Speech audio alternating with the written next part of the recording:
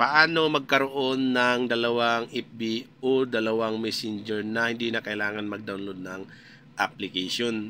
So, tanong yan ni Lods Vlog High Blood dito sa isang tutorial natin.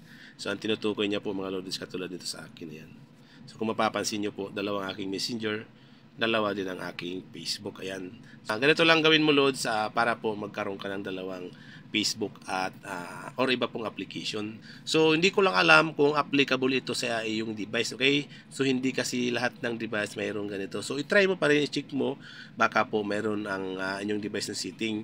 So kung wala po talagang ganito ang inyong device settings mga lodis, so ang gawin nyo po ay browser na lang po ang gamitin nyo na hindi nyo na po kailangan mag-download ng application. So halimbawa dito po muna tayo sa ating mga device.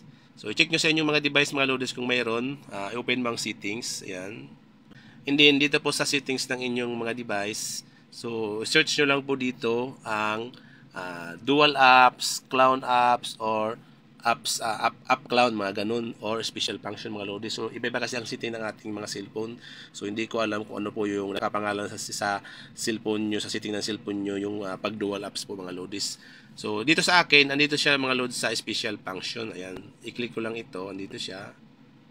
And then, ayan po, xClown. Ayan, xClown pala yung pangalan ng akin dito mga loadis.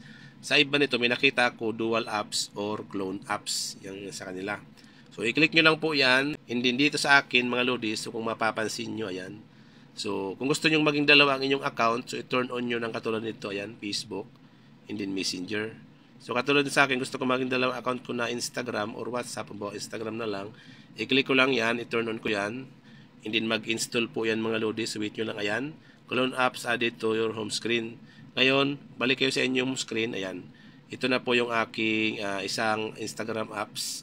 So, yung isa nito andito, ayan. So, ayan. So, mapapansin nyo mga lodis kung alin dyan yung clone at alin dyan ang original. Kung mayroon po, iwan ko lang po sa inyo po mga lods sa setting ng inyong cellphone. Kasi dito, pag ang original, wala pong ganyang bilog na yan ganyan. So, ang original, yan po, wala pong ganyang bilog-bilog. So, ang clown apps po, yung na-clown, yan po, yung may bilog na ganyan or may square na ganyan. Katulad dito ng Facebook at Messenger. So, ganun lang po, lodis ang gawin nyo.